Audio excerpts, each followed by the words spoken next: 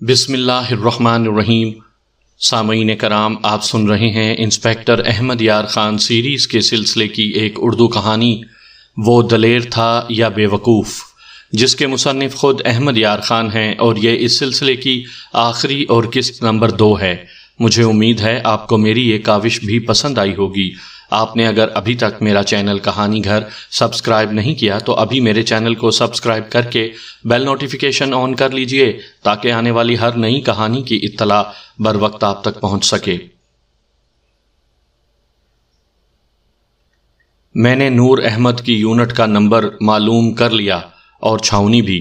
گاؤں کے railway station سے چھاؤنی 35 میل دور تھی۔ میں نے دوسرے ہی دن لڑکی کے باپ اور چچا کو ساتھ لیا اور اس چھاؤنی میں جا پہنچا۔ پولیس کپتان کا ہیڈ کوارٹر بھی وہیں تھا۔ دفتری طریقہ تو کچھ اور ہوتا ہے، لیکن میں نے یہ دلیری کی کہ سیدھا پولیس کپتان کے دفتر میں چلا گیا۔ مجھے ڈر تھا کہ وہ ڈانٹ کر بلکہ گالیاں دے کر دفتر سے نکال دے گا اور مجھے اس بدتمیزی پر معطل کر دے گا۔ میں دفتری طریقہ اختیار کرنے کے بجائے اپنے آپ کو اتنا بڑا افسر سمجھ بیٹھا ہوں کہ پولیس کپتان کو براہ راست سے چلا گیا ہوں، لیکن مجھے اس چیز کا بھروسہ تھا کہ اس نے اس کیس کو دلچسپ کہا تھا اور اتنی دلچسپی لی تھی کہ مجھے مذاق میں کہا تھا کہ وہ مجھے اسکاٹ لینڈ یارڈ بھیج دے گا۔ میں نے اندر اطلاع بھجوائی تو اس نے فوراً بلا لیا۔ میں نے پہلے تو اس غیر سرکاری حرکت کی معافی مانگی، پھر خوشامد اور جی حضوری کے کمالات دکھانے شروع کیے، مگر اس نے دھماکے سے کہا، کام بولو کیا ہے، کس واسطے ادھر آ گیا؟ میں نے جلدی اسے اپنی تفتیش کی تفصیل سنائی۔ اس کا غصہ مسکراہٹ میں بدل گیا۔ میں نے اسے بتایا کہ نائک نور احمد فلاں نمبر ریجمنٹ میں ہے، اس کے کمانڈنگ آفیسر سے ملاقات کرنا چاہتا ہوں، اسے کہیں کہ میری مدد کرے۔ میں نے اسے یہ بھی بتایا کہ لڑکی کا باپ اور چچا بھی ساتھ ہیں تاکہ لڑکی برآمد ہوئی تو اس کی شناخت کر سکیں۔ پولیس کپتان نے کہا کہ ان دونوں کو ریجمنٹ میں نہ لے کر جانا، انہیں پولیس لائنز میں ٹھہراؤ۔ اس نے مجھے کہا کہ میں وہاں وردی میں نہ جاؤں تاکہ ملزم اگر مجھے دیکھ لے تو شک نہ کرے، ورنہ باوردی تھانے دار کو دیکھ کر وہ چوکنا ہو جائے گا۔ اس نے اسی وقت اپنے پی اے سے کہا کہ فلاں ریجمنٹ کے سی او یعنی کمانڈنگ آفیسر سے ملا دو۔ نمبر مل گیا۔ پولیس کپتان نے سی او کو سارا کیس سنایا۔ سی او انگریز تھا۔ اس نے مجھے اسی وقت بلا لیا۔ میں نے لڑکی کے باپ اور چچا کو پولیس لائنز میں چھوڑا، وردی اتاری اور بیگ سے اپنے کپڑے پہن کر ریجمنٹ میں چلا گیا۔ گورا کمانڈنگ آفیسر بڑی عزت سے پیش آیا۔ میں انگریزی میں اسے کہانی سنانے لگا تو میں نے محسوس کیا میری انگریزی تھانے کے اندر ہی ٹھیک رہتی ہے۔ صاحب نے مسکرا کر کہا، ہم اردو ٹھیک جانتا ہے، اردو بولو۔ اسے مجھ پر یا شاید اپنی مادری زبان پر رحم آ گیا تھا۔ میں نے اردو میں اسے واردات اور اپنی تفتیش سنائی۔ مجھے ڈر تھا کہ وہ بور ہوگا، لیکن وہ اتنی دلچسپی سے سنتا رہا کہ ایک بار بول پڑا، بہت اچھا انسپیکٹر، بہت اچھی سٹوری ہے، اور ٹھیک سے سناؤ، آہستہ سناؤ۔ میں نے باقی کہانی مزے لے کر سنائی اور اسے بتایا کہ مجھے شبہ ہے کہ اس ریجمنٹ کا نائک نور احمد لڑکی کو لے آیا ہے اور میں اس سے پوچھ گچھ کرنا چاہتا ہوں۔ اس نے اسی وقت صوبیدار میجر کو اور نور احمد کے کمپنی صوبیدار کو بلایا۔ دونوں آئے تو سی او نے ان سے پوچھا، نائک نور احمد شادی شدہ ہے اور کیا وہ فیملی کوارٹر میں رہتا ہے؟ کمپنی صوبیدار نے کہا، نہیں صاحب، وہ شادی شدہ نہیں ہے اور بارک میں رہتا ہے۔ فوج میں شادی شدہ افراد میں سے کچھ کو فیملی کوارٹر ملتے ہیں جو بارکوں کے قریب ہی ہوتے ہیں۔ بارکوں میں جو افراد رہتے ہیں وہ بغیر اجازت باہر نہیں جا سکتے۔ میں نے سی او سے کہا کہ مہربانی کر کے یہ انتظام کریں کہ رات کے وقت نائک نور احمد پر نظر رکھیں۔ صوبیدار میجر نے کہا، نہیں صاحب، سوال ہی پیدا نہیں ہوتا کہ رات کے وقت کوئی جوان یا عہدیدار لائنوں سے غیر حاضر ہو۔ میں نے اسے کہا، جناب، میں پولیس کا آدمی ہوں، اگر ایک کنواری لڑکی اپنی شلوار کو خون لگا کر سارے گاؤں کو یہ دھوکہ دینے کے لیے راستے میں پھینک سکتی ہے کہ اس کی آبرو ریزی ہوئی ہے اور وہ قتل ہو گئی ہے، تو فوج کا ایک نائک تو بہت کچھ کر سکتا ہے۔ سی او نے انہیں حکم دیا کہ رات کے وقت وہ کسی کی ڈیوٹی لگائیں جو چوری چھپے اس کا خیال رکھے اور وہ جہاں کہیں جائے چھپ کر اس کا پیچھا کرے اور دیکھے کہ وہ کہاں جاتا ہے۔ سی او نے مجھے کہا کہ میں کل 8:30 بجے صبح اس کے دفتر میں آ جاؤں۔ میں نے صوبیدار میجر اور صوبیدار کو اپنی طرف سے کچھ ہدایات دیں اور وہاں سے پولیس لائنز چلا گیا۔ میں دوسرے دن 8:30 بجے سی او کے دفتر میں گیا۔ برآمدے میں صوبیدار میجر اور صوبیدار کھڑے تھے، ان کے ساتھ ایک نائک اور ایک حوالدار بھی کھڑا تھا۔ حوالدار ریجیمنٹل پولیس کا تھا۔ صوبیدار میجر نے اندر جا کر CO کو میری اطلاع دی، پھر مجھے بلایا۔ CO نے ہنس کر کہا، آپ کا شک ٹھیک ہے صاحب۔ مجھے بتایا گیا کہ ریجیمنٹل پولیس کے حوالدار نے رات چھپ کر دیکھا نور احمد رات 11 بجے کے بعد بارک سے نکلا اور سنتریوں کی نظر سے بچتا ہوا لائنوں کی حدود سے باہر نکل گیا۔ پولیس حوالدار نے اس کا تعاقب کیا۔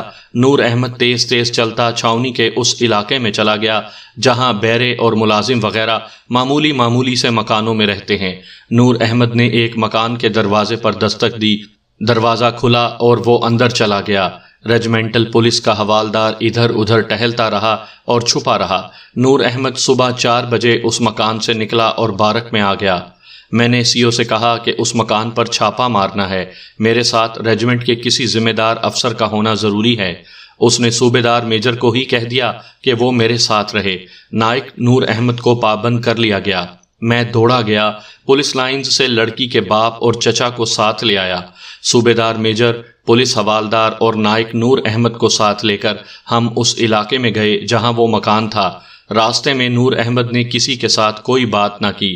عائشہ کے باپ اور چچا کو وہ اچھی طرح جانتا تھا، ان کے سامنے اس نے صرف ہاتھ ملایا تھا، وہ گھبرایا ہوا بھی نہیں تھا۔ اس علاقے میں پہنچ کر میں نے سب کو روکا اور نور احمد سے میں نے کہا، نائک نور احمد، آپ ہمیں اس مکان میں لے چلیں جہاں آپ نے فلاں گاؤں کی فلاں آدمی کی بیٹی عائشہ کو رکھا ہوا ہے۔ میں یہ دیکھ کر حیران ہو گیا کہ اس نے گھبرانے یا جھوٹ بولنے یا ٹال مٹول کرنے کے بجائے یہ کہا، بسم اللہ، آؤ سارے آ جاؤ۔ مجھے یہ ڈر محسوس ہوا کہ مکان میں لڑکی نہیں ہوگی، ورنہ نور احمد اتنی دلیری کا مظاہرہ نہ کرتا۔ میرے پاؤں تلے سے زمین نکل رہی تھی۔ نور احمد نے ہماری رہنمائی کی اور ایک کچے سے مکان کے دروازے پر دستک دی۔ دروازہ کھلا، ایک لڑکی کا چہرہ نظر آیا اور چہرہ کواڑ کے پیچھے ہو گیا۔ نور احمد نے ہمیں کہا، آ جاؤ، اور دروازے کے پیچھے کھڑی لڑکی سے کہا، گھبرانا نہیں، اللہ مالک ہے۔ ہم اندر گئے، عائشہ سامنے کھڑی تھی۔ میں تو اسے نہیں پہچانتا تھا۔ اس کے باپ اور چچا نے اسے شناخت کر کے مجھے بتایا کہ یہی ان کی گمشدہ بیٹی ہے۔ نور احمد پورے اطمینان سے الگ کھڑا رہا۔ عائشہ کے باپ اور چچا نے گالی گلوچ شروع کر دی۔ میں نے انہیں روک دیا اور عائشہ سے کہا، تمہیں ہمارے ساتھ چلنا پڑے گا، یہ تمہارے ساتھ نہیں جائے گی۔ نور احمد نے فوجیوں کے لہجے میں کہا، اس کی عمر 20 سال ہے، یہ اپنی مرضی سے میرے ساتھ شادی کر چکی ہے۔ نور احمد اندر گیا اور ایک سوٹ کیس سے اس نے نکاح نامہ نکال کر میرے ہاتھ میں دے دیا۔ میں نے اسے بتایا کہ یہ اغوا کی واردات ہے اور اس کا تعلق ایک آدمی کے قتل کے ساتھ بھی ہے۔ نور احمد کی جگہ صوبیدار میجر بول پڑا۔ اس نے کہا، تھانے دار صاحب، یہ فوج کا آدمی ہے اور ہماری ریجمنٹ کا نائک ہے، آپ جو کارروائی کریں گے وہ ہمارے CO صاحب کے آرڈر سے کریں گے۔ یہ گاؤں نہیں ہے، فوج ہے، یہاں فوج کا دستور چلتا ہے، سول پولیس کا نہیں۔ صوبیدار میجر کے لہجے میں میرے لیے کوئی ہمدردی نہیں تھی، صاف پتہ چلتا تھا کہ اپنے نائک کی طرفداری کر رہا ہے۔ میں نے انہیں سمجھانے کی کوشش کی تو صوبیدار میجر نے لڑکی کے باپ اور چچا سے کہا کہ آپ ذرا باہر چلے جائیں۔ وہ باہر چلے گئے تو صوبیدار میجر نے ہم سب کو اندر لے جا کر ایک چارپائی پر بٹھا دیا، لڑکی کو صحن میں بٹھایا۔ اس نے نور احمد سے کہا کہ ہمیں صحیح واقعہ سنا دو، پھر جو اللہ کرے گا۔ نور احمد غالباً اشارہ سمجھ گیا۔ اس نے صاف صاف بتا دیا کہ لڑکی اسے چاہتی تھی اور وہ لڑکی کو چاہتا تھا۔ اس کے گاؤں میں لڑکی اپنی خالہ کے ہاں آتی جاتی تھی اور وہاں پہلی بار وہ ملے تھے، پھر ہر چھٹی کے دوران وہ ملتے رہے۔ ان کی محبت پاک تھی، ان کی شادی ذات کے فرق کی وجہ سے نہیں ہو سکتی تھی۔ اس نے لڑکی کو ایک رات بتائی کہ وہ فلاں جگہ آئے گا اور لڑکی لے جائے گا۔ انہوں نے یہ پروگرام 2 ماہ پہلے بنایا تھا جب نور احمد چھٹی گیا ہوا تھا۔ نور احمد نے اسے کہا تھا کہ ایک فالتو شلوار ساتھ لانا۔ وہ صبح چھاؤنی سے گاڑی پر گیا اور گاؤں سے 2.5 میل دور ان کا جو اسٹیشن تھا وہاں اترا۔ اس کی جیب میں چاقو تھا۔ رات تک وہ ادھر ادھر چھپتا پھرتا رہا۔ مقررہ وقت پر مقررہ جگہ پہنچا، لڑکی آ گئی، ایک شلوار اس کے ہاتھ میں تھی۔ نور احمد نے اپنی انگلی میں چاقو کی نوک ماری اور خون شلوار کے بالائی حصے پر مل دیا۔ اور شلوار ایسی جگہ پھینک دی جہاں سے لوگ گزرتے تھے۔ اس نے یہ ڈرامہ اس لیے کھیلا تھا کہ شلوار برآمد ہوگی تو لوگ یہی سمجھیں گے کہ لڑکی کو خراب کر کے کہیں قتل کر دیا گیا ہے۔ صوبیدار میجر نے کہا، لوگ ٹھیک کہتے ہیں کہ فوجی بے وقوف ہوتے ہیں۔ جب تم اتنی دلیری کر رہے تھے تو شلوار اور خون کا ناٹک بنانے کی کیا ضرورت تھی؟ صوبیدار میجر نے مجھ سے کہا، انسپیکٹر صاحب، فوجی میں دلیری ضرور ہوتی ہے، عقل نہیں ہوتی۔ جی ہاں، میں نے کہا، اس نے تو بے عقلی کی ہے، لیکن میری عقل کا ایسا امتحان لیا کہ ساری عمر یاد رکھوں گا۔ اسے یہ نہیں پتا تھا کہ شلوار والا خون ڈاکٹروں سے ٹیسٹ کروایا جائے گا اور پتہ چل جائے گا کہ یہ خون کیسا ہے۔ بہرحال نور احمد نے بتایا کہ اس نے اس قسم کی ایک کہانی اپنے کمپنی کلرک سے سنی تھی۔ اس کی فوجی عقل کو یہ طریقہ بڑا ہی انوکھا اور کامیاب نظر آیا تھا۔ اس نے شلوار وہاں پھینکی اور جب پون 1 میل آگے گئے تو اسے اچانک بالکل اپنے پیچھے سے آواز سنائی دی، ٹھہر جاؤ، مرد ہو تو لڑکی مردوں کی طرح لے جاؤ۔ وہ فوجی تھا، برما فرنٹ پر لڑ کر آیا تھا۔ تیزی سے پیچھے مڑا، عائشہ ایک طرف ہٹ گئی۔ وہ آدمی کلہاڑی اپنے سر سے اوپر اور پیچھے لے جا چکا تھا۔ عائشہ ذرا پیچھے تھی۔ اس نے اتنی پھرتی دکھائی کہ جست لگا کر آگے ہوئی اور کلہاڑی جو ابھی اس آدمی کے سر سے پیچھے ہی تھی عائشہ نے پکڑ لی اور زور سے پیچھے کھینچی۔ وہ مرد تھا، کلہاڑی اس کے ہاتھ سے نہ نکلی، البتہ اس کا وار رک گیا۔ نور احمد نے اچھل کر اس کے پیٹ میں لات ماری، کلہاڑی اس آدمی کے ہاتھ سے چھوٹ گئی اور عائشہ کے ہاتھ میں رہ گئی۔ عائشہ نے کلہاڑی نور احمد کو دے دی۔ انہیں ابھی معلوم نہیں ہو سکا تھا کہ یہ آدمی کون ہے۔ اندھیرا گہرا تھا۔ نور احمد نے کلہاڑی کے 3 وار کیے، ایک گردن پر لگا، ایک پیٹھ پر اور آخری وار سر پر لگا۔ نور احمد نے کلہاڑی اس کے سر میں ہی رہنے دی اور عائشہ کو لے کر اسٹیشن کی طرف چل پڑا۔ نور احمد نے اسے لڑکھڑاتے دیکھا تھا، گرتے نہیں دیکھا تھا۔ اسے یقین تھا کہ وہ جو کوئی بھی تھا اب وار کرنے کے قابل نہیں رہا۔ عائشہ اور نور احمد کو بالکل علم نہیں تھا کہ وہ کون تھا۔ میں نے نور احمد کو بتایا کہ وہ عائشہ کا پہلا منگیتر اکبر تھا۔ خون کے نشان کھوجیوں نے مجھے دکھائے تھے، ان سے باقی کہانی مکمل ہوتی تھی۔ اکبر کلہاڑی اٹھا کر یا کلہاڑی کے سہارے وہاں سے گاؤں کو چل پڑا تھا اور کھڈ میں جا کر مر گیا تھا۔ اپنے قتل کا آلہ قتل اس کے اپنے ہی پاس رہا۔ نور احمد صبح سے پہلے چھاؤنی پہنچ گیا۔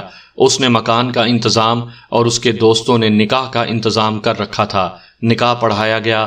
اب وہ ہر رات یہ خطرہ مول لیتا تھا کہ رات 11 بجے کے بعد چوری چھپے اپنی بیوی کے پاس چلا جاتا تھا اور صبح 4 بجے بارک میں آ جاتا تھا۔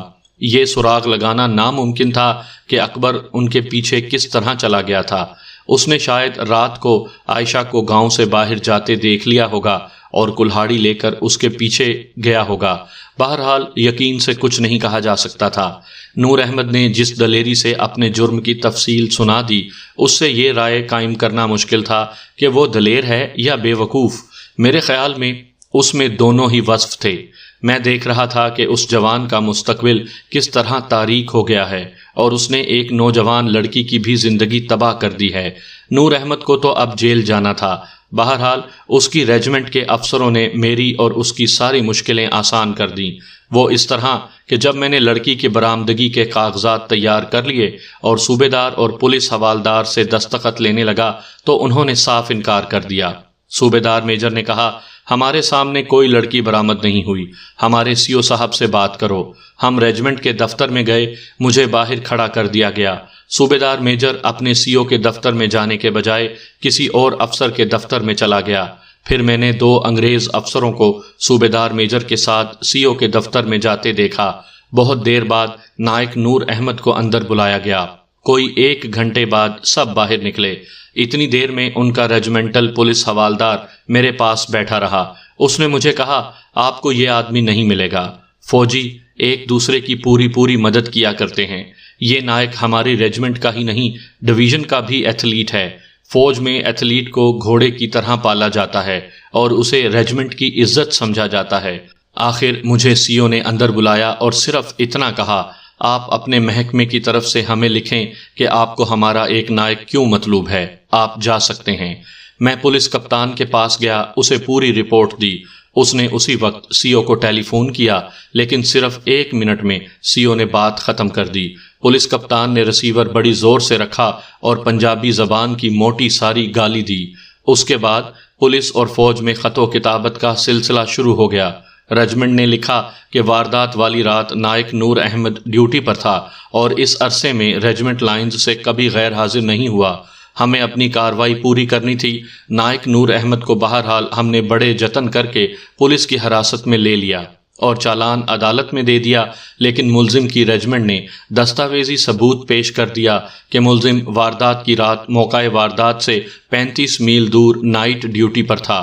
ہمارا کیس ایسا چوپٹ ہوا کہ مجسٹریٹ نے مقدمہ سیشن سپرد کیا ہی نہیں اور ملزم کو چھوڑ دیا، لیکن نور احمد اور عائشہ سزا سے نہ بچ سکے۔ بعض سامعین کرام کو سن 1946 کا آخری مہینہ یاد ہوگا جب ملک میں اسمبلیوں کے انتخابات ہو رہے تھے۔ مسلمان پاکستان کے نام پر اور غیر مسلم متحدہ ہندوستان کے نام پر الیکشن لڑ رہے تھے۔ ملک کا بچہ بچہ اس الیکشن میں سپاہیوں کی طرح لڑ رہا تھا۔ ہر کسی کی توجہ الیکشن پر تھی۔ انہی دنوں اخباروں میں چھوٹی سی ایک خبر چھپی۔ جہلم چھاؤنی میں ایک شقی القلب دیہاتی نے ایک ریجمنٹ کی بارک میں جا کر نور احمد نام کے ایک نائک کو کلہاڑی کے پے در پے وار کر کے قتل کر دیا ہے۔